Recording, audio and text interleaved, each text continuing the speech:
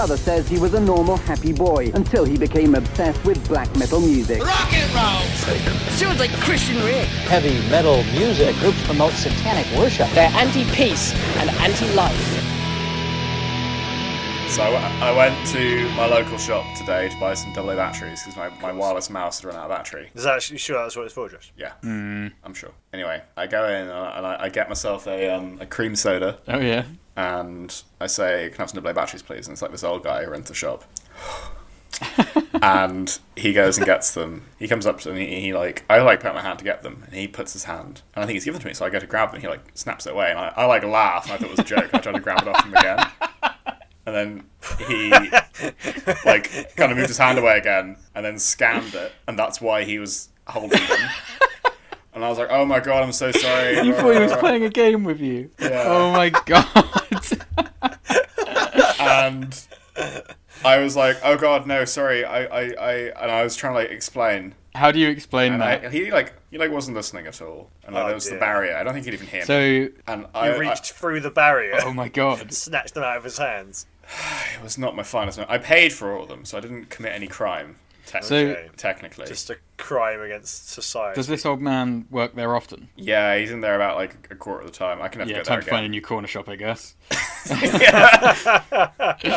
I can never step foot in that Londis again as long as I live. Oh my god. It was excruciating. Hello and welcome to the Metal Face Podcast, a podcast about metal where we talk about 3 albums each week. Introed for the first time by me, Josh. Hello. Hi, Josh. This week we're covering Once by Nightwish, In the Constellation of Black Widow by Anaal Nathrakh, and Fortress by Protest the Hero. Nice. Joining me as always are Ben and Tom. Say hello, Tom. Hello, Josh. Hello, Ben. And hello, Ben. How are you? I'm good, thanks, Josh. Good. Good. We got through that. We got through another week. Another intro. We're here. What have you guys been up to this week anyway? How's it all going? Oh, God. Yeah, I was doing okay, and then I watched a David Attenborough documentary this morning, and now I'm really depressed about the state of the world. Yeah. Was it a Gojira video? I've been listening to Gojira as a result. The whole of the David Attenborough documentary is just a video for Gojira. At the end, it comes up with their tour dates. Man, when will David Attenborough allow Gojira to soundtrack one of his documentaries? When is he going to appear on stage doing guest vocals? I bet he's got a wicked death growl. I feel like Gojira's songs are slow enough now that they could probably accommodate David Attenborough. Ooh. That wasn't really a dig. It was just, they are slower. So Ben, what animals were horribly dying because of our ill stewardship of the planet? So the documentary that I watched was the one on Netflix, which is like his letter of appeal to the world. So he kind of did like a whistle-stop tour of every animal on Earth that's dying. You know, he got the land ones, he got the sky ones, he got the ocean ones. He got them all. How long was this documentary? An hour, I think. 10 minutes. That's all the animals that are dying in an hour. It was like a sort of 90-second Vice, TikTok. It's just a really fast It's rap. just like animals appearing on screen and a big stamp just comes up. Fucked. Vaquita, gibbon, orangutan. Josh, you saw a swan die last week. I did. I don't think they're endangered though, are they? Well, no, I don't think so. Not yet. They will be by the time. If they keep away from that weir. Keep swimming into that fucking weir, they will be. And I liked your story about the batteries, Josh. I had a similarly awkward encounter recently, relating to dead animals as well. I must say. Yeah. What happened? Don't get your hopes up. Up? I went to buy some meat for dinner. So I went round the corner. There's this butcher's shop, and it's an interesting one. They give you the meat in a sort of black bag that looks like a sort of bin bag. Right. As you do. Yeah, and I don't speak whatever language it is they speak in there, so I'm quite often just pointing at things and hoping that they understand me. Mm-hmm. Yeah. So anyway, I bought something, puts it in the little plastic bag, weighs it and everything, and then I went to do my card and stuff. All right, so far all good. I'm navigating this situation. Sorry. I feel a little bit out of my depth because I don't speak that language. Sorry, can I just interrupt for 1 second? Because I'm not quite over the opaque plastic bag they put it in. You can't see what's in it. It's a little suspicious. Yeah. No, you see it before you put it in, right? You can see what's behind the counter and you just point at that. I feel like there might be some sleight of hand there. I don't trust that. But also, something else that's weird is that behind the counter they sell medicines. What is this place you're going to? What kind of medicine? I don't know, anything. Paracetamol, Cowpole. What else? What's other good I medicine? think it was the same drug. Are they really? Ol. Well, why does Cowpole taste so much better? I mean, I think it does. I haven't tried it for about 16 years, so, you know. You didn't pick any up with your mystery meat. No, exactly. Yeah, that's what I like. It's So- just, raw pork and pills. Are you sure it's pork though? That is- It's not.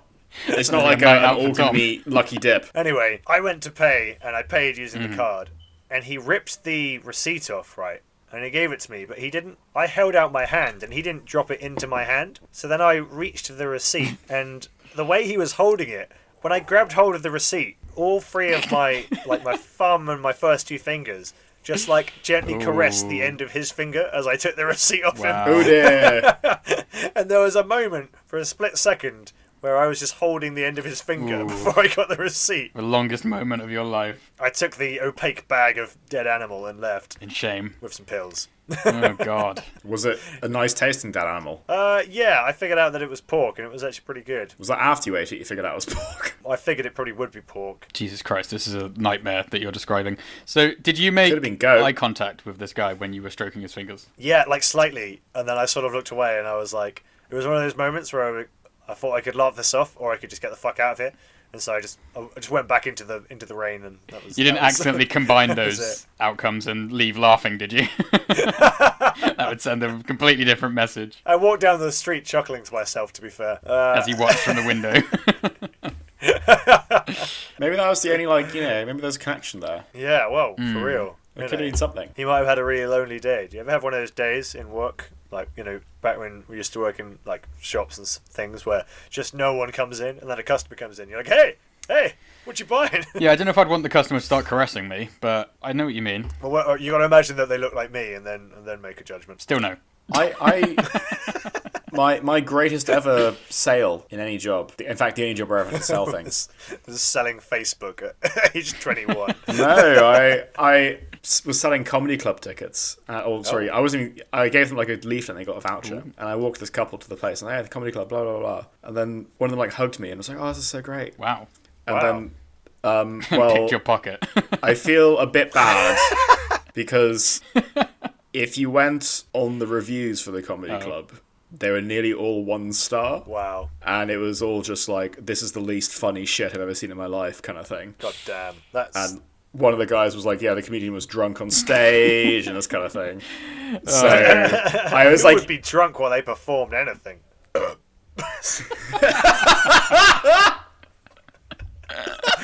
There's no chance I'm leaving that in. That's Got a reputation perfect! to maintain. How can you not leave that in? That is ideal. We'll see. was- We'll see. that was good. Maybe I can handle the humiliation. It's fine. It's going to happen to us all at some point. Anyway, that was one of the better ones, because another guy was another guy threatened to have his boys beat me up afterwards because I missold him a comedy club ticket. The Miss Audio comedy. We were told this is going to be Sorry, funny. you trying to have No, literally. his boys beat you up? He was his like- children or his he was like his gang children. of lads? What the hell is going on? It was him and a bunch of guys, and they were truckers from I think they're from Lithuania, and they didn't speak very good English. And I was like, comedy club? And they were talking, and they were like, yeah. And they said, one of them was like, will there be girls? And I was like, probably. It's funny you say that, because when I was in Krakow, you quite often get touts coming up to you trying to get you to go to brothels and strip clubs and stuff like that.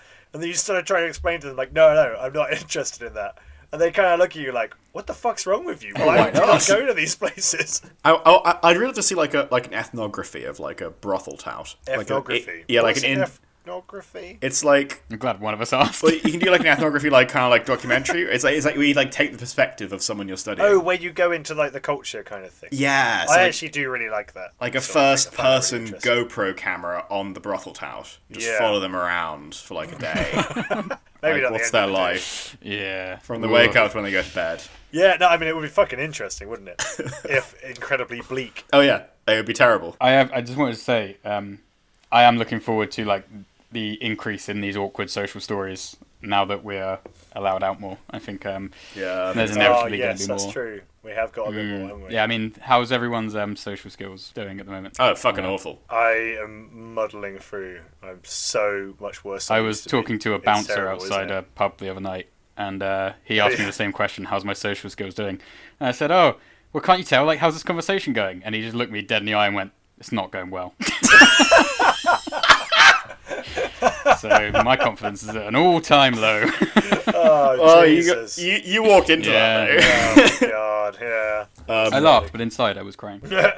Well, recently I was at a pub in Bristol, and the bouncer there was like, "Oh, it's good to see you again, mate." And I was like, "What?"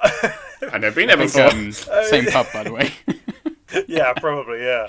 And I was like, right, there's probably a good chance that he remembers me, kind of thing. But I don't necessarily remember him. I feel really bad, but at the same time, I probably only meet him when I'm smashed. So, you know. Yeah, he's got the advantage. Anyway, in I that wasn't one. too bad that time, so I didn't get his name though. If anyone knows the name of the bouncer who So something else I did this week, other than failed to buy batteries, You was I. Wait, did you not get the batteries? No, I did buy them. I still feel like I You failed. succeeded, just with unnecessary play fighting. Oh god. Just a bit of roughhousing with the Oh my old man God. selling me batteries. I bet that guy is like got home and told that story to his wife. Some guy tried to roughhouse with me in the shop today. Linda, it happened again. I don't understand what It's that boy. it was. I don't know what.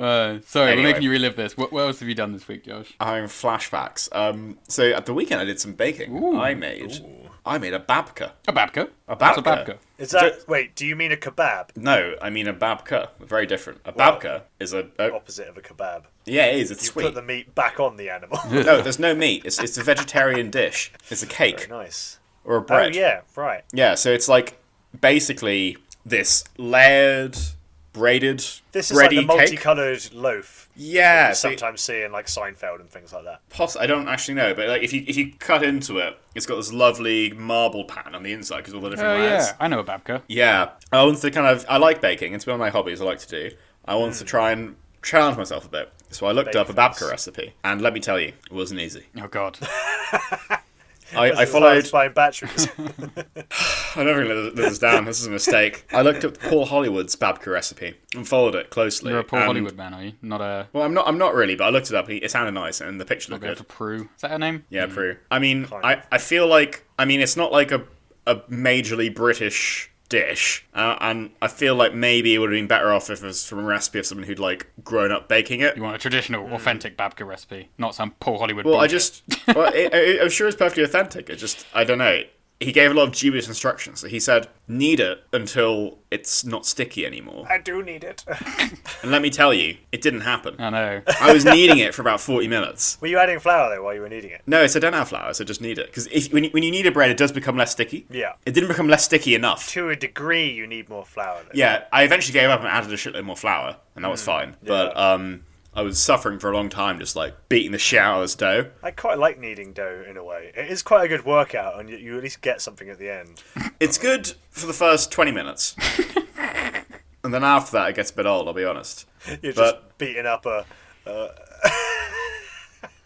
Yeah, first 20 minutes, best 20 minutes. Yeah. And Well, right at the end is great as well. But whatever. So, really enjoyed those last few needs, but Sometimes you really got to push for the burn, mate. yeah, feel the burn, getting those mad biceps making bread. Fuck. Ah, shit. was it your? What I just happened? dropped a beer. I just dropped a beer in a painting that I was doing. Yeah, it wasn't open, but it is fucking fucked up the painting.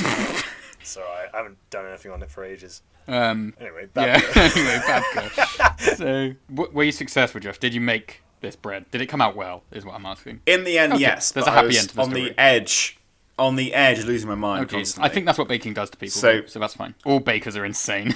Did you lie back and have a cigarette afterwards, Josh? Oh, I wish I had a cigarette. If I had tobacco on me, I would have. You have to roll it out to like this Josh, I really don't big think you're area. So quite it has to be. I don't know if you are understanding what Tom's doing, or if you're just not giving him the satisfaction. I understand what he's Okay, doing. Yeah, I- the latter. Then I don't you care. You're not engaging.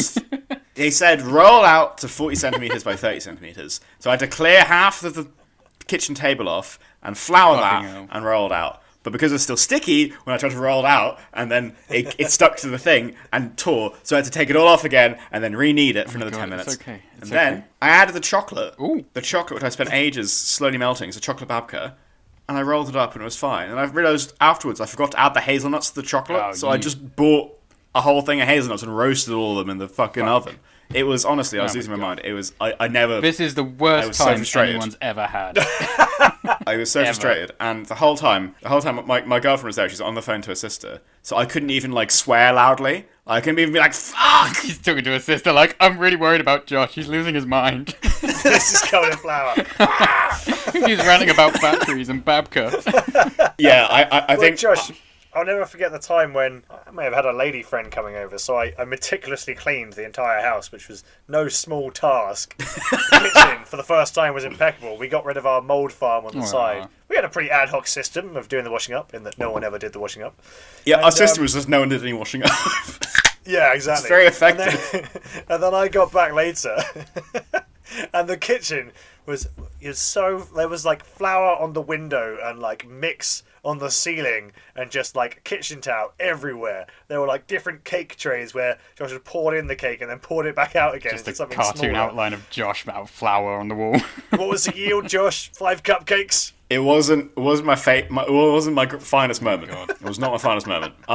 This one was much better, as you saw photographic evidence of. Much higher quality product than those cupcakes. It did. That was a good yield, yeah. Okay, so enough of baking. To de-stress after the babka, time to switch over to the Disney Channel for some Nightwish.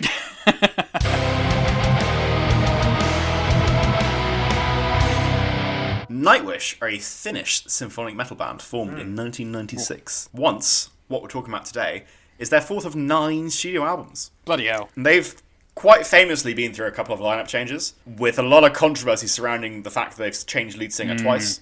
Yeah. Starting with, and apologies, Tarja Turunen. Okay. Sounds reasonable. My Finnish is pretty poor, I'm sorry. Then Annette Olsen, and then finally settling on Floor Jansen, formerly from After Forever. This was one of the things that I knew about Nightwish coming into it, was the controversial lineup. The changes. controversy. Yeah.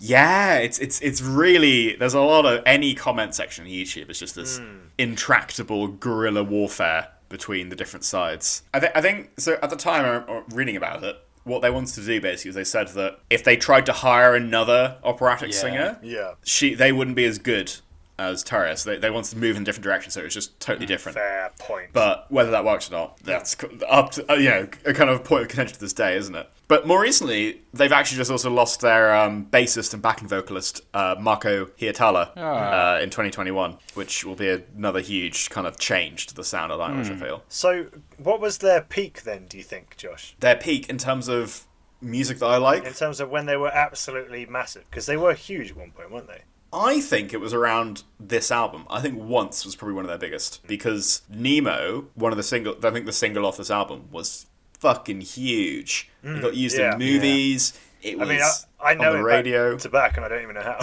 I had that Exactly, it's song just everywhere. Bluetoothed to me onto my Sony Vaio phone in secondary school. Oh, I had it on my Sony Ericsson. That's That's what it is. Yeah, Sony Ericsson. Sony Ericsson Yeah, flip that's the phone. one. Yeah. That's did the you way, call it? isn't it? The past. The past, indeed. But yeah, no, it's interesting now, because they've had a few albums recently, and I feel like Nightwish was one of those bands which a few years ago everyone was super into, and you hear less about nowadays. But I don't know if that's just because tastes have changed in my own life, and I don't listen to quite as much symphonic metal, or if the scene's shifted away and it's more about the more kind of extreme stuff right now. Or maybe we're just old and out of touch and don't get it. I don't know. They're certainly getting a fuckload of plays on Spotify, so they seem to be doing something right. I mean, I can see why. And this album, honestly, is a real high point in their music for me, and it's got some like amazing moments and epic feels. And it's just, I don't know, I'll gush about this for hours before we actually get into it. Sure, yeah. And this was really one of the first bands I got into, so when I say there's a lot of nostalgia here for me, like, believe it. And with that in mind, I'm like quite excited to hear what you guys think, because I know you don't necessarily have the same background taste as me. You know, I think it would be fair to say that Nightwish is also one of the first metal bands that I got into. Really? That said, I don't know if I necessarily equated them with kind of getting into metal, if you know what I mean. That's interesting. They, for me, went alongside listening to My Chemical Romance and Cradle of Filth in the very early days. And, I gotta say, Nightwish, like, they're hard not to like. I mean, I've never really got into them, but I've never really gone off them, you know? Can't go off them if you didn't get into them. This is a good point. You can never dislike something you never like. Well, I remember playing them I remember being on a car journey and playing them on like over the speakers when I was probably about 12 or something. And my mum even liked them. That was Over the Hills and Far Away. I mean, I've always been a big fantasy nerd, so it fits in pretty neatly. You know, you guys have obviously listened to the Lord of the Rings soundtrack many times, right? Yeah. Because like the Enya songs on that, there's definitely a certain comparison to be made there. Certainly. Yeah. That's the comparison that kept popping into my mind. I feel like this is what Elrond would be listening to with all his elf bros. Yeah, it's music for fucking elves. Yeah, need some orc metal. I think that's kind of always been my impression of Nightwish. A bit high fancy, a bit optimistic, and fairies and angels and things like that. Which, as a eternal pessimist about the condition of mankind, I find that offensive. I want something a bit darker, a bit meaner. You know. Well, it's just like, you know, if black metal is the ring race, like what would you say? Death metal is the Urukai for sure.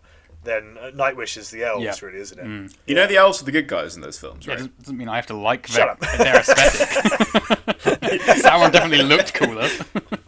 I mean, first of all, I think let's not get into the fucking aesthetics here.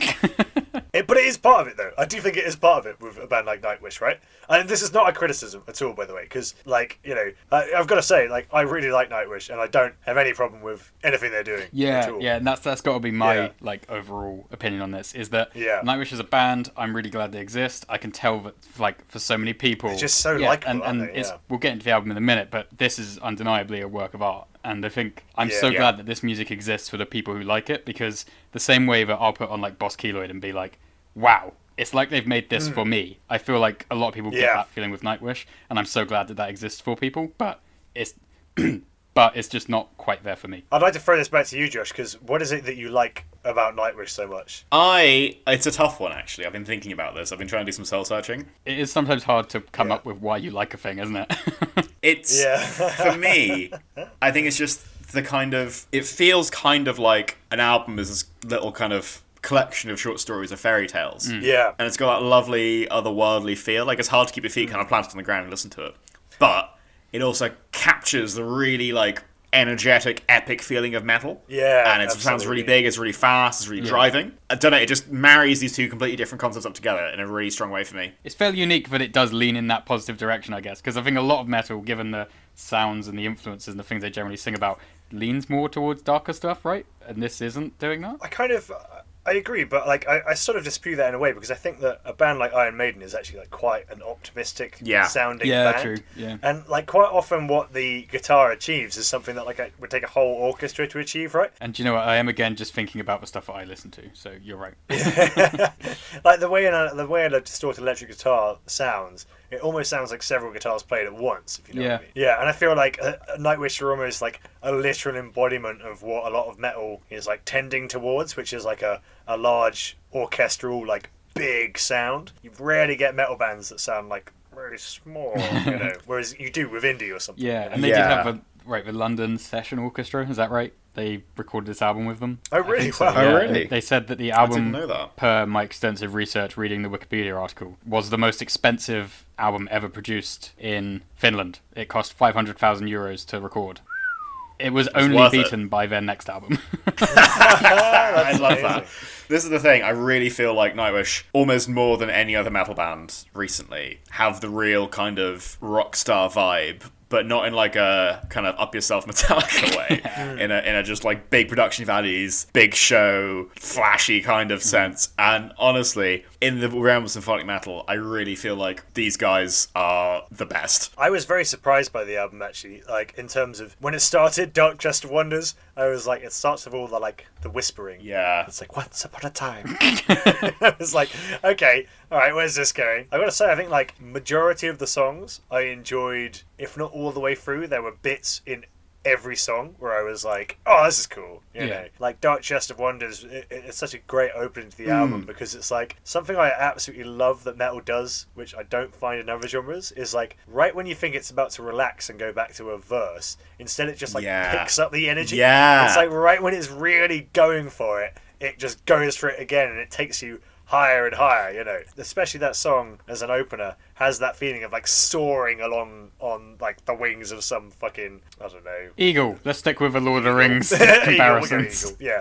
The thing They were proud creatures. I think this album does really well, though, is that it combines that epic feeling of, you know, all the strings, and I know it's MIDI synths most of the time, but, you know, all the strings and the atmosphere and the operatic vocals. But the riffs they're playing are still really good. They're really, like, tight. They're, like, quite metallic sounding. Yeah, there's a lot of industrial metal in this, man. Yeah, there's like, some real headbanging moments. Exactly, and that, honestly, that surprised me not coming back to it. Like, Planet Hell, like, you could easily mosh to that without any problem whatsoever. Yeah. And that's alongside all this stuff about, like, you know, Nemo, which is much more, like, poppy. And they kind of achieved something that I was a little bit disappointed that Dimmu Borgir didn't do with Eonion, where like the songs all sound very much of the same ilk. It's the same kind of style all the way through. Yeah. But they do try different things. Yeah. And you can still depend on it to like always get a good fucking soaring. Yeah, there was epic definitely a lot metal more symphonic chorus. variety. I think that was one of the criticisms we had Yeah. of Eonion. I'm Careful, concentrating Eonion. so hard to say that word. Yeah, definitely. That was the obvious comparison to make, I think. That was episode 4, wasn't it, that we talked about Eonion. Yeah.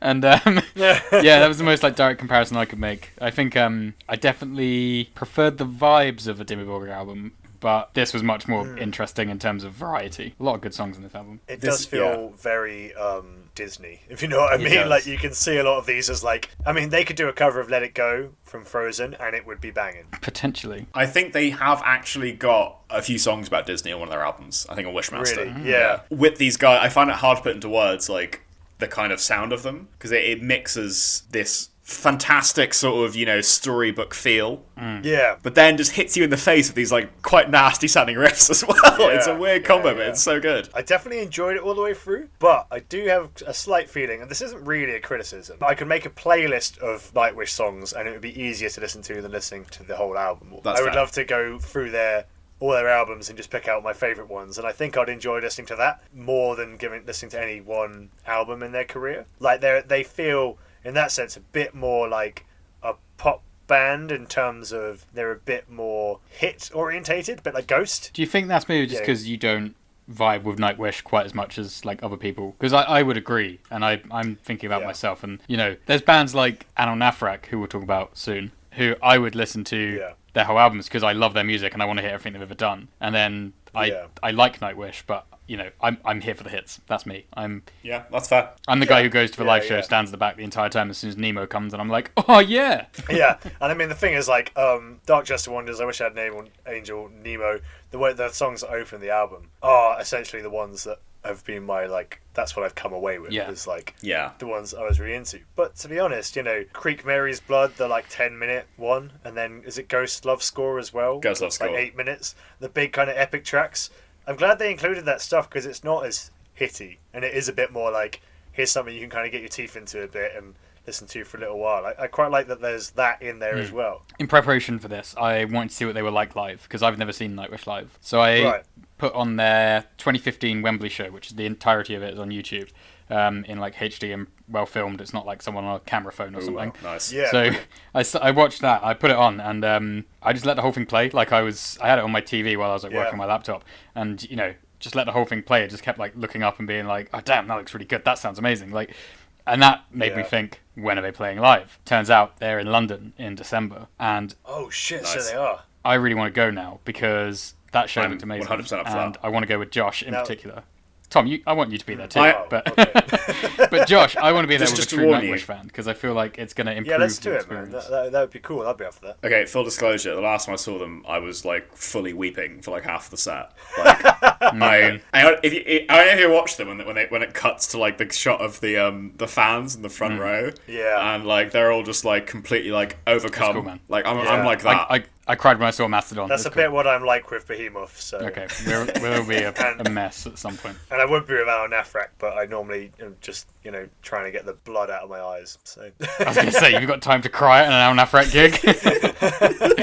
I totally know what you mean, Tom, actually, in terms of the hits. Like, partly why they're such a great live band is they can take all these hits from all their albums and put them together for just, like, an hour and a half of just completely great music. So with that in mind, were there any favourites? We all seem to like it. What were the best bits? I think I've got to say Duchess of Wonders because like I just love that bit when it picks up and goes the extra mile. Like that's what I love about metal in general, and if a band can do that, I love it. Yeah, I gotta agree. Duchess of Wonders was actually probably my favourite song on listening to it. I mean, it's always the thing when we have these sort of albums where if I had never heard it before, I would undoubtedly be picking Nemo. It's an absolutely amazing song. But the fact that that's the only song that I've heard from the album before, and I've probably heard it about 100 times, I feel obliged to pick something else. But yeah, Nemo is a great song as well. Yeah.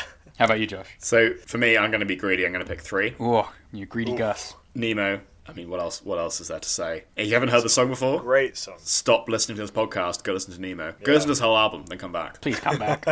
Please come back. But also, Planet Hell, great song. And finally, Ghost Love Score, just like so epic, so great. Nothing bad to say We'll about allow it. it. Absolutely. We'll allow it. Well, that was a good choice, Josh. I'm really glad Thank I you. kind of got a little bit more into Nightwish because Yeah, and now we can go see him live. Let's do it. yeah, let's do it. Let's I'm fucking do it. fully up for that. See you in December. Yeah. All right, so we're moving away from the world of fairies and elves. It's time to hang up your noose, celebrate the desolation of the earth.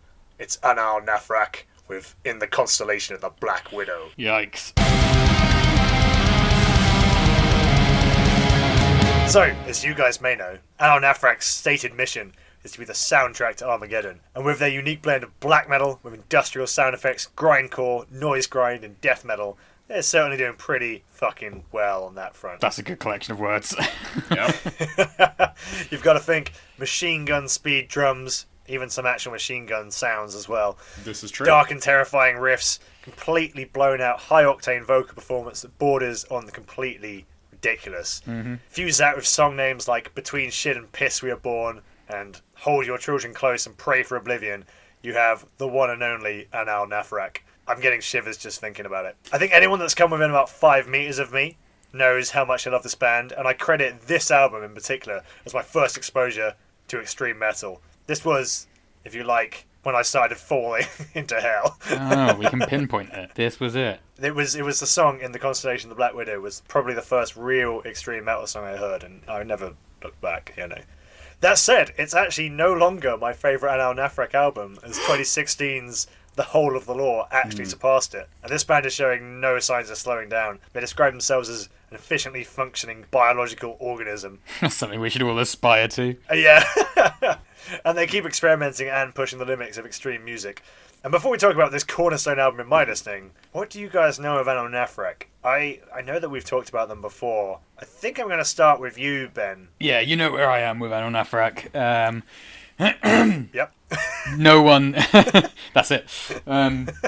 No one captures filthy, bloody cataclysm quite like Anaal Nathrakh, and I absolutely love it. It's kind of a unusual, favourite of mine, Yeah. I think, compared to all the other stuff that I absolutely love.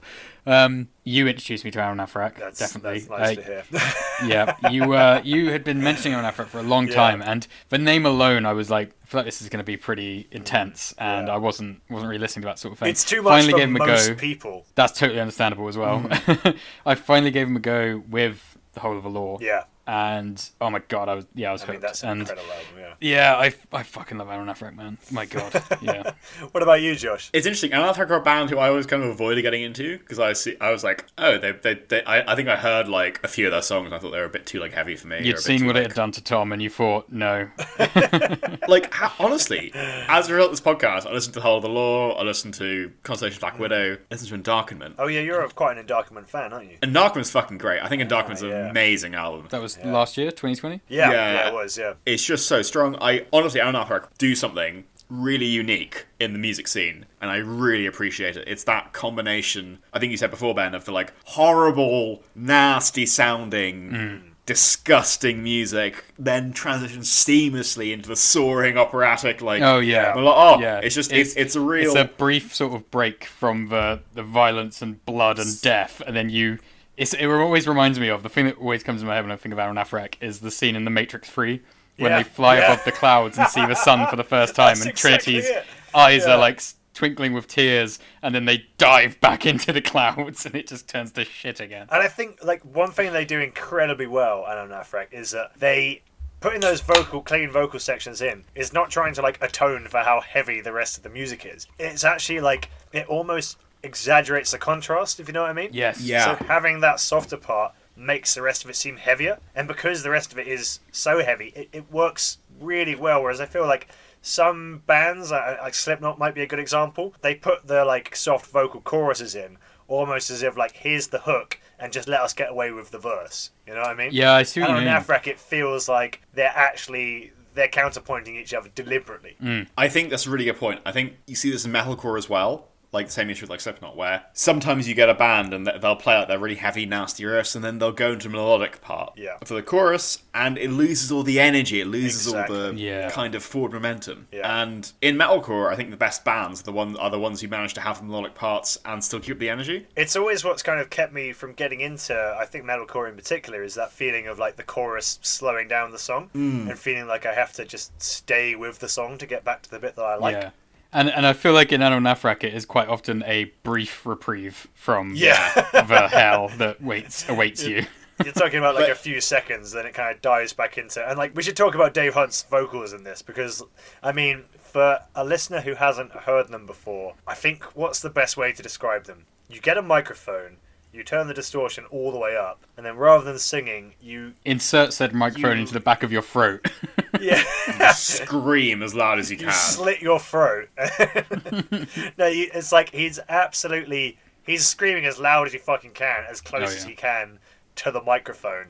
And it's like, it all sounds blown out, but actually like there is distinct texture to like parts of it, you know. Definitely, it's very much like, it's not about the lyrics, it's not about the tune, it's about the sound. Really quickly on that, they don't release lyrics because they've said that they want you to pick up lyrical themes from their music, right, rather than read the lyrics, which I respect that. And you get those kind of moments of like getting a few words here and there that kind of contextualize the songs like a little bit, you know. I think that's interesting. I think it's very like, without trying to get too like academic, it's a bit like death of the author, isn't it? It doesn't really matter what they intended, it's more about like what our interpretation is. Well, yeah, absolutely. And I think it's interesting that they've sort of taken that stance on it, because I think it would almost be... It's been so deliberate. Yeah, it would be almost easier for them to just release lyrics and satisfy those like clamouring people who demand to know the lyrics, you know, because I will quite often look up lyrics for music, but yeah, sometimes you do read the lyrics and you're like, oh, that's what that's about. Huh. They have released a few from Endarkenment, so I think the Age of Starlight Ends has like a lyric video on YouTube. They did one for a new kind of horror as well, the like World War One themed album. Well, do you know what? I take all that praise back. What a bunch of sellouts. But they are a band that's like, they're a band that's always trying new stuff. And they are prolific, aren't they? They've produced so many albums. It's one every 2 years, pretty much, since their inception. Fucking so hell. That's they're they've really been impressive, around since around 2000, maybe 1999 or something. It's kind of funny, as like a complete non-musician. You're like, an album every 2 years, and I was like, oh, that sounds pretty easy. But it's like clearly fucking not, and they are doing a fantastic job. To be fair, writing 40 minutes of music every 2 years is easy. Writing 40 minutes of good music every 2 years is something completely different. Yeah. And there's very little filler in these albums. Exactly, you know that's what I the mean? thing. Like, there's It's always all one or prime two cut. songs I'm not quite so into, but I'm normally not into them because they've just tried something that doesn't quite work for me. It's very rarely that, like, oh, here's another version of that song earlier on the album that wasn't quite as good. It's always a case of, like, here's an experiment, and, alright, maybe it doesn't land for me, but for someone else it might be their favourite song. One thing I find really cool about Anaal Nathrakh is that even if you don't like their music, even if you don't like their sound, they really think about what they're writing, you know? You can tell they put thought into it. You can tell they're, like, going for a specific theme. There's loads of really cool, like, ideas there. It's not like sometimes when you have an album come out from a band and they're recycling stuff or they're just phoning it in. They're really, I mean, I feel like at least they're really, you know, writing to the max every time. Yeah, and I mean, like, you know, I think A New Kind of Horror is a perfect example of that, where they wrote a concept album about the First World War, and all the songs relate to it in some sense, and yet nowhere else in their career are they writing like a specific concept album.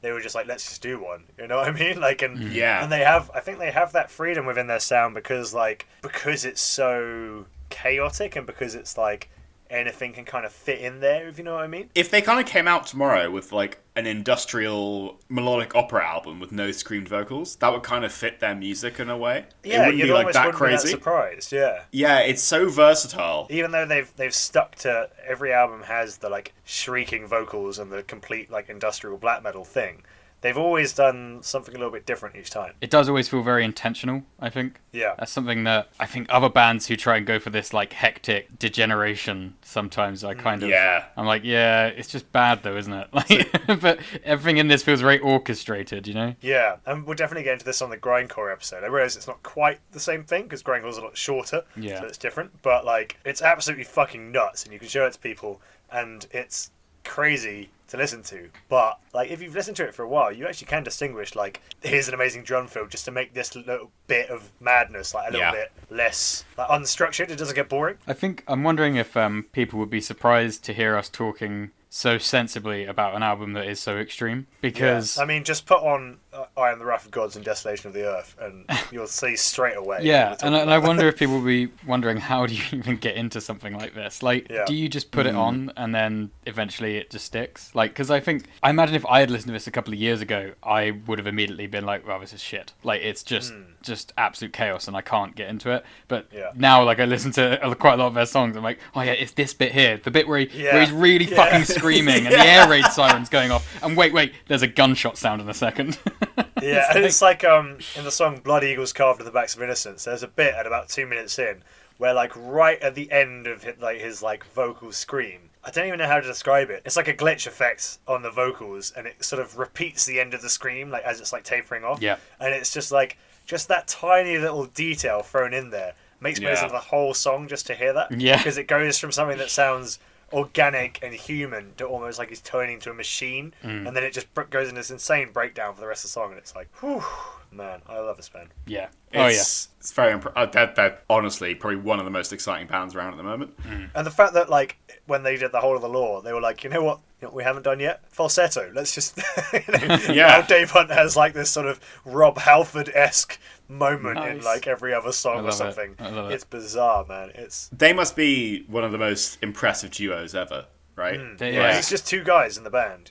Yeah. So I was a huge fan of their three most recent albums before listening to this album. And I think coming into it, I was expecting it to be a lot more heavier than the stuff I actually liked. Because there's about 3 albums between this and the ones that you're into, right? Yeah, and I realise we're talking about like shades of black here. Like, it's all kind of pretty fucking heavy. But I was expecting a lot more sort of musical purity in a way, less air raid sirens and gunshots. And then there's actually quite a lot of that on this album, so I was pleasantly surprised. Not as much though. I feel like maybe they've lent into that more. It's in there as like details, if you know what I mean. I feel like they've lent into that more in the most recent albums. And if I can say a negative kind of point about it, those are the things that I love the most. So as much as I like this album, it's not going to dethrone their most recent 3 albums. Yeah. So it's interesting you kind of compare modern Anaal Nathrakh, or more recent Anaal Nathrakh, who have lots of samples and things with Black Widow, which is a bit less like that. So the 3 albums that are in between this one and the albums that you're into, Ben, Passion, Vanitas, and Desiderium, I feel like they do go for, like, they really lean into their industrial elements, like almost too much. Oh, really? Like Desiderium was kind of panned for being like having like almost like dubstep moments. Wow. Personally, I couldn't give a shit. They should just do what they want, and I think it's cool that they're trying stuff. But I think the Whole of the Law was really where they kind of went, right, we've done the extreme stuff, we've done the less extreme stuff, let's bring it back in. And I think they're moving in really interesting ways in their career, you know. It's funny you should say like the more industrial stuff, because when we saw them live in Bristol, I was expecting there to be a guy on stage with a MacBook. Yeah. I really was. One of the bands that always reminds me of Anaal Nathrakh, or rather Anaal Nathrakh always reminds me of them, is Emperor. It's very hard to pick apart their influences, isn't it? Because Gorgoroth's procreating Satan, you can really hear Anaal Nathrakh in there. But even right from like the Codex Necro, which is, in my opinion, where they sort of found their sound, Anaal Nathrakh have been very heavily using industrial stuff to like augment the black metal. Yeah, I think that's what makes them quite unique. You don't normally see that combo. Like, a lot of black metal seems to be very much more like fantasy based rather than a bit more kind traditional. Yeah. Like in the Emperor song, there's that big harpsichord thing at the beginning, you know. And I think that Anaal Nathrakh, they're, in terms of like themically, they're very rarely talking about something like specific, if you know what I mean. So I think the song that sums it up perfectly is The Unbearable Filth of the Soul. You know, like they're not they're not like a sort of band that's like pro-evil. It's almost like a band that's about the anguish of living in a world full of evil people. Yeah. Do you know what I mean? Like, so they feel like the good guys somehow. Yeah. Even though they're fully immersed in a world of pure vitriolic hatred. It's like the anti-hero. But Punisher that's the or something. key distinction, though, isn't it? Because most black metal, they're the villain, whereas Anaal Nathrakh, they're the least bad of a bad bunch, Many of them are villains. They're like in anguish. They're expressing the evil, which I think a lot of metal does this, to be honest. But they're expressing the evil of the world. They're channeling it back. Feels quite real at some points. Yeah. Yes. I do feel like sometimes I have to sort of take a break from listening to Anaal Nathrakh, lest I go violently insane at some point. It feels That's like the thing. Sometimes I listen to a lot of French electronic music, and then it's like really calm and nice. I'm like, oh yeah, this is good. And then I'll be like, yeah, but the world's actually a pretty fucked up place. And then suddenly that music starts to rub me up the wrong way, and I'm like, let me just put on I Am the Wrath of Gods and Desolation of the Earth, and I feel so much better. See, I have the opposite. I feel like I'd be much happy if I just listened to nice music. You never just want to like bathe in it, Josh. Bathe in the filth. I think I'd rather just not know about the filth, you know? It's like, I'll tell you what it's like. It's like when you're out in the rain and you're walking home and you're like, ooh, it's going to be so nice when I get home and have a shower. And so as a result, you're sort of like, maybe I'll stay in the rain a little bit longer. You know what I mean? No. Kind of, but no. Well, should we talk about some favourite songs? Yeah. Absolutely. And I'll try and keep my section short. You're just going to name the whole album. Trying to pick them Let's all. go first. I'd love to know, Ben, having been uncertain about whether you were going to like this, what was your outcome on this, and what songs do you like the most? The album overall is like an 8 out of 10. It's still really, really good. It's just they're in a room full of giants, all created by the same giant making band. So yeah, I mean, like if the whole of the law is a 10, then this is a 9 for me. yeah, that's basically where I am. And there are a couple of tracks here that have made their way into my Anaal Nathrakh. Hashtag regular rotation. I didn't want to say it, but yeah, regular rotation. More Fire Than Blood and The Lucifer Effect in particular were two songs that I really liked and will definitely be listening to again. The Lucifer Effect is a phrase coined after the Stanford Prison Experiment, basically describing the way that people turn to evil. You know, and so that's why the chorus is subjugate, humiliate, torture. And I think this is actually, if you like that, you should go back and listen to some stuff off the Codex Necro. I think I sent you maybe one or two songs. Yeah, do you know what? Listening to them. I was going to say, I actually did. Oh, yeah. I actually listened to one of the links you sent for once. Yeah, wow, that's a big change, man. No, I actually really like that album. It's also killer. That album was really good, but I mean, Anaal Nathrakh are hard enough to get into it. I wouldn't recommend people start with the Codex Necro. The Codex Necro is a fucking great album. I'll check it out. I would recommend listening to When Humanity is Cancer and Insipid Flock from the Codex Necro. And Josh, what did you think about In the Constellation of the Black Widow? Yeah, I liked it. It's not like my favourite Anaal Nathrakh album, just because I really like Endarkenment and the whole of the law, you know? Yeah. This is still really good though, I really enjoyed it. For me, the absolute best bits were Terror in the Mind of God and like, just that big melodic guitar bit, like Powerful sense of dread. yeah. And then also More of Fire Than Blood, like it's just got such a epic atmosphere. The chorus of that, it feels so medieval and like warlike and strange, doesn't it? Really taking you somewhere, yeah. I'm glad when my favourite choices are validated by you guys. For me, In the Constellation of the Black Widow, as I say, was one of the first extreme metal songs I ever heard. And I think, you know, we talked about Sabbath last week, and it's like when Ozzy's like, oh no, and then it all crashes in. Yeah. For me, it was when he goes, In the Constellation, and then it's like, ah! That was the point of no turning back for me. That's the moment your fate was sealed. Your eyes just glazed over. Yeah. Oil Upon the Sores of Lepers was one of the second songs I heard of this album, and I loved that as well. Blood Eagles Carved in the Back of Innocence is, in my opinion, almost like a perfect extreme metal song. Like the chorus is so fast and thunderous, and then it just goes back like full throttle over and over again.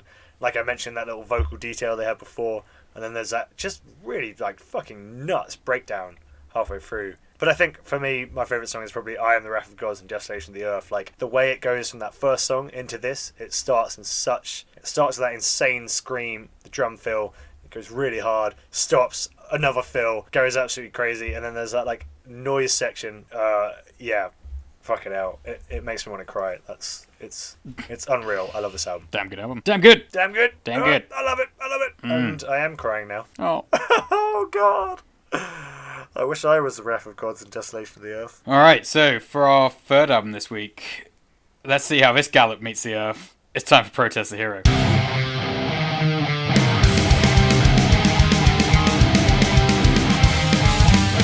So, Protest the Hero are a Canadian prog metal band, which Right. I don't really like the label prog, because a lot of the bands that I like get labeled prog, Yeah. and it feels like a label people pick when they don't know what else to call it. There's no shame in liking prog, Ben. It's okay. I don't mind saying that I like prog. It's just that it's often when a band is so unusual that they don't know where else to label it, they just go, it's prog. Yeah. You know? Yeah, for sure. In here, I think we've got technical metal, mathcore, which is Yeah. itself hardcore punk, metalcore, math rock. There's a lot Yep. of influences going on. It was an ingredients list that didn't appeal to me when I saw it written down. I thought it might not.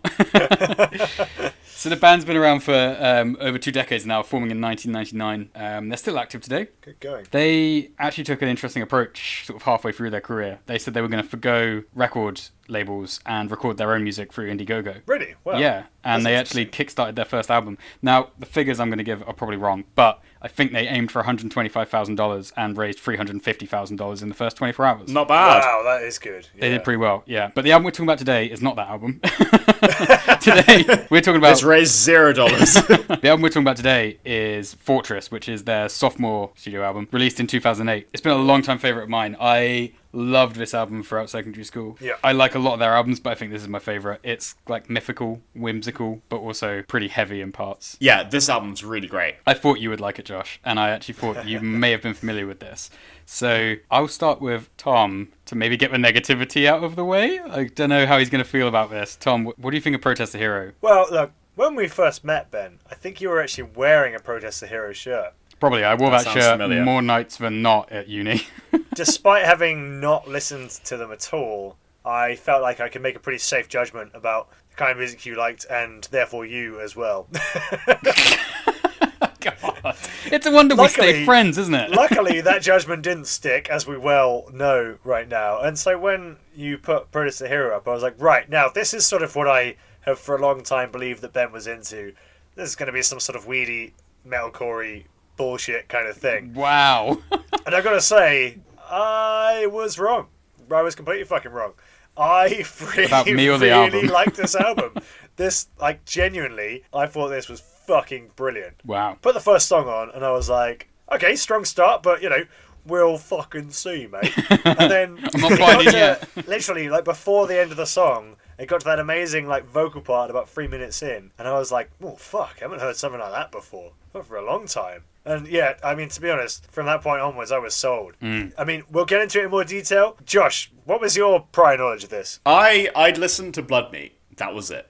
I'd listened to... So I know quite a lot of Volition, that one of the later albums. Oh, that's a great album as well. Yeah. It is a great album. Whenever I listen to Protest the Hero, I really like them. They're a band I really enjoy hearing, but I never really sat down and tried to like get into them. Yeah. Having actually sat down and listened through Fortress, it was really great. I had a lot of fun. Yeah. It was really good. It was so catchy. It was really interesting, and it was genuinely progressive. Yeah. Which I think a lot of Yeah. prog metal doesn't do. Yeah, right. I think this was actually cool, interesting, and different. Yeah, I totally agree. Because I think that's my issue with like prog metal as a label, is that there are so many bands in it that you're like, so this is prog, it's progressive, it's meant to be pushing boundaries, and yet I know exactly what I'm going to get here. That's the thing, like, it's become this whole set of new genre tropes, whereas these guys are, like, actually quite weird sounding in, like, a cool way, Yeah, and it unique. works, you know, it's dissonant, it's melodic, it's got, like, weird samples, it's got a strange structure, but it works.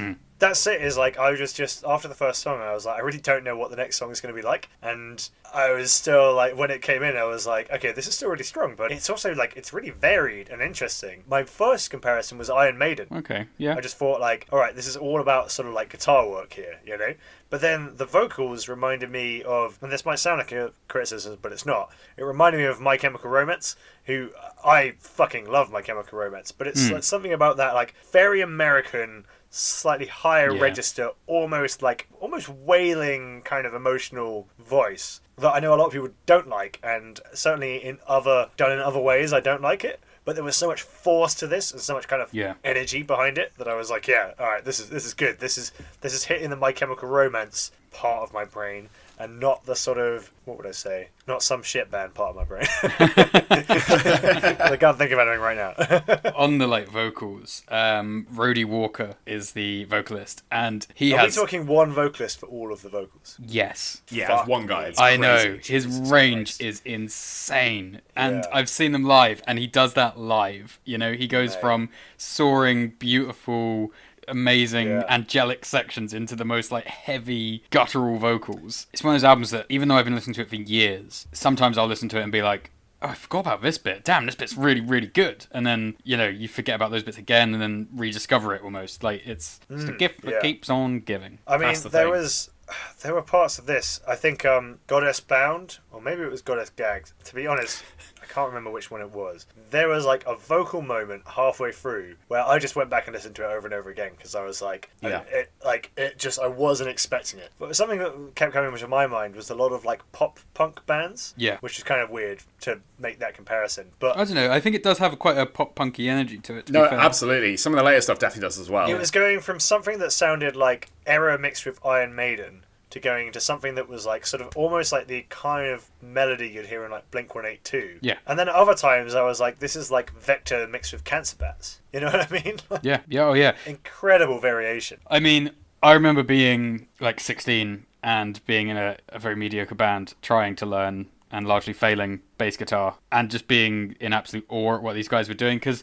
I think they started out really young. Their album before this, their like singles and stuff before that, they were in their like teens when they started recording their music, and they are just all of them are so talented that it's actually Bastards. like I'm not an envious person, but goddamn, Incredible, isn't it? I am.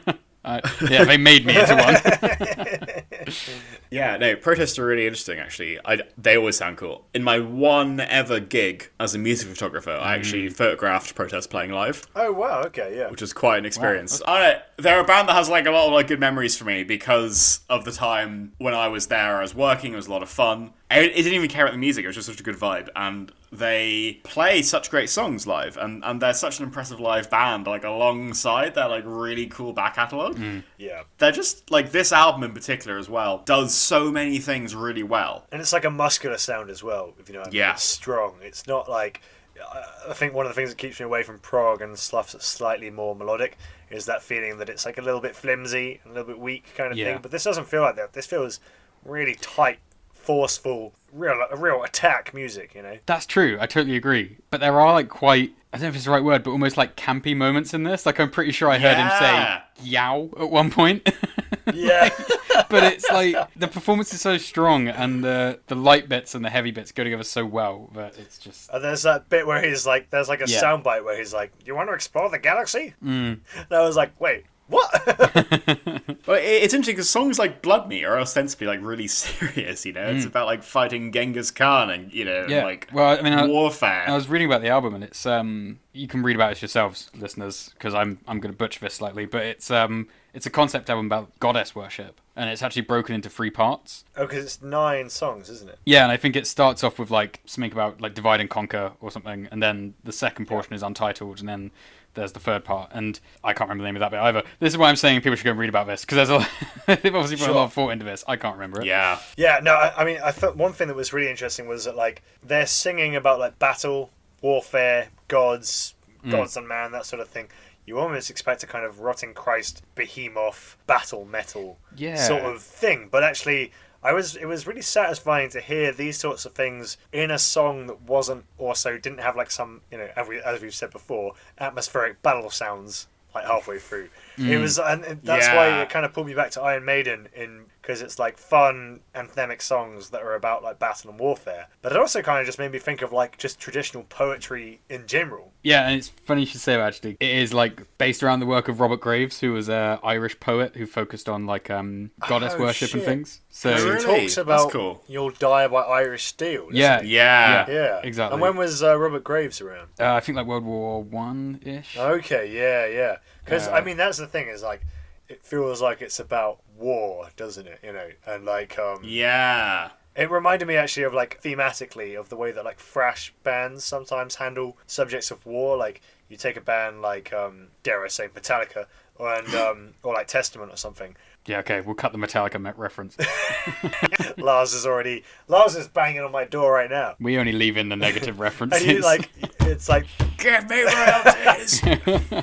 And you know, these bands are like singing about warfare and stuff without doing all the like atmosphere and things. And I feel like Protest the Hero doing that as well. But actually, there is really epic stuff in this, almost Nightwish-esque stuff in this. Yeah. Yeah. It sounds huge, doesn't it? When I was formulating my opinion on this, I was questioning myself, why do I like this so much and less so Nightwish? I've got to ask Ben a question. What were you expecting me and Josh to make of this? Yeah, that's a good question. I thought Josh was going to love this. Yep, you're right. I did think you'd be more familiar with their modern stuff, and I feel like I got that right as well. I mean, I only really know Volition. That's the only album I really know. Okay, well, that's still modern, so I'm going to give myself another mark for that. And then, Tom, I actually thought you were going to be a convert to this. I thought you were going to go into it expecting not to like it, and then begrudgingly admit that it was actually quite good. Yeah, I mean, I've got to say, it's very rare that I'll say something like this. I was pretty blown away. Yeah, that was my feeling as well. And I got to say, I want to check out some of their other stuff and see if it hits at the same level, or if this is just like their equivalent of the whole of the lore of like this is all their best stuff in one album. Well, so the album before this was Kezia, and I really like that album as well. It's much more punk. Oh, okay, yeah. Oh, style. really? Still very prog Yeah. metal, but it's much more punk. And they were apparently asked to make something like Kezia again, and they said that they were going to basically make Fortress regardless of the fact of it being like less commercially viable. Brilliant. Yeah, that's They what I just- like. they That's were what I like. To They said like yeah. some of the fans of the band will hate it, and some of the people who hate the band will love this, and everyone else can fuck off basically. I like that They just- attitude. Honestly, I do. I Yeah. think that Yep. like stick to what you want to do. Don't try and impress anyone. Write the kind of music you want to hear, and fuck it. Yeah, brilliant. And they are a varied band, because I think some of their later stuff they have like a song about the warring fandoms between Star Wars and Star Trek. So Nice. like they've Not got my a area. range. Oh, that's clarity, isn't it? Yeah. One other thing that I want to mention about Protest Zero is their music videos. I haven't seen any of that at all. I love a good music video, and they have some pretty funny ones. The video for Limb from Limb is basically them dressed as the village people sailing a battleship in like a Canadian bay, and it's very odd but very good. And I can't hear Limb from Limb without imagining the lead singer on a battleship. I was kind of amazed by how many different areas this touches, and like everything from like the album artwork to like the lyrics to the fucking insane drums. Yeah, this was really good. Good. So, favorite tracks, Tom. I think it would have to be Goddess Bound, because the vocal part that comes in halfway through is just brilliant. That was unreal, really fucking strong. That's not one of the tracks that I like go to a lot. I feel like I need to interesting, listen to it again. Yeah, so for me, I gotta say, Blood Meat, absolute highlight. Oh yeah. Such a strong track. I mean, like, what else can you say? But also, the other track that really stood out for me was Sequoia Throne. Oh Yeah, yes. that was a good one. So good. You know, Yeah. it's just... in that track when he's just when he's just singing Hellbent on Heaven in like this beautiful way, saying it over and over again. It almost felt like masturbatory, because it was just like, look at how well I can sing. Doesn't this sound great? Listen to this. I don't even care. I'll forgive it, man. Yeah, I love it. will love watch it. him masturbate all day, don't worry. Jesus Christ. Yeah, I got to agree. Again, I feel like same thing with Nightwish. I don't want to pick Blood Meat because it's the obvious choice, but I would honestly, and this is a big thing for me, put Blood Meat on par with like Blood and Thunder by Mastodon. I think it's that good Really? of a track. Yeah. Nice. I would agree with Josh though. I think Sequoia Throne and Palms Red. Because it's my choice, obviously I have to pick 3 songs. Yeah. That bit at the beginning of Palms Red where it goes from like the drum fill intro into the guitars. I actually had I was like cycling back from work and I just like laughed out loud. I was like, fuck, that's good.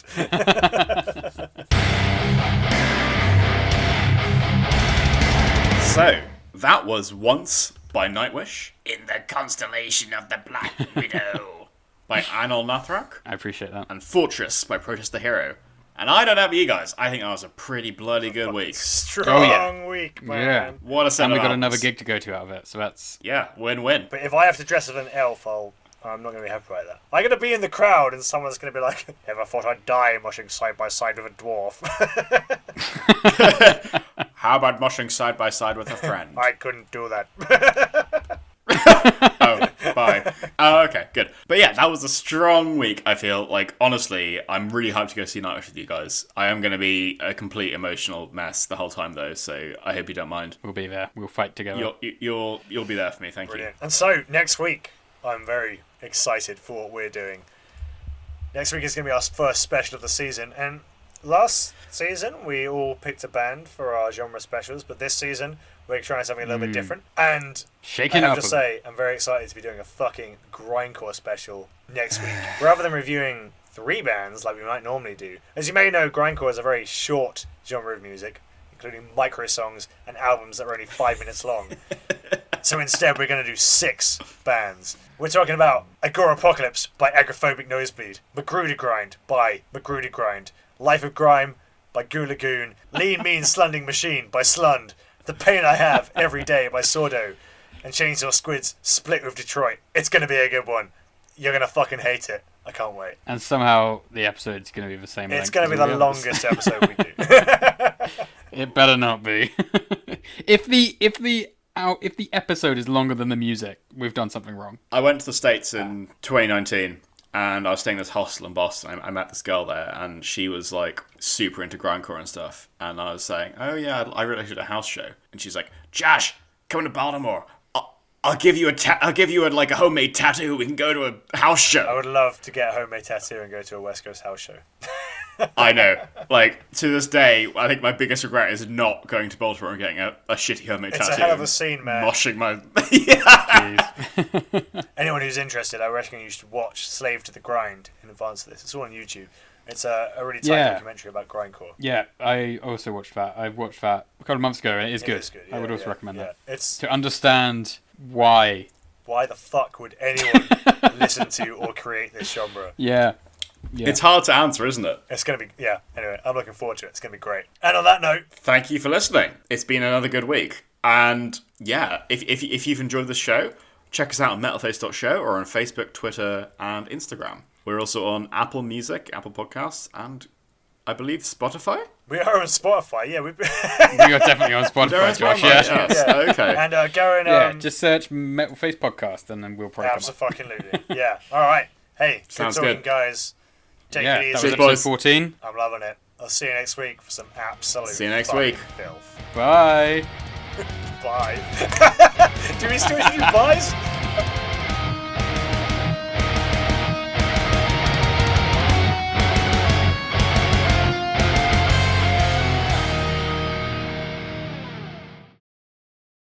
Oh, let me just take my socks off. What the I can't record with socks on, mate. It's like, yeah. You record with socks on? I record with boots on, mate. My socks are on. Okay. Well, I never know when I might need to go back to the fridge, and there's quite often water in front of the fridge. Well, I'm glad to know that each of our feet are at different stages of dressed or undressed. Good. Okay, good.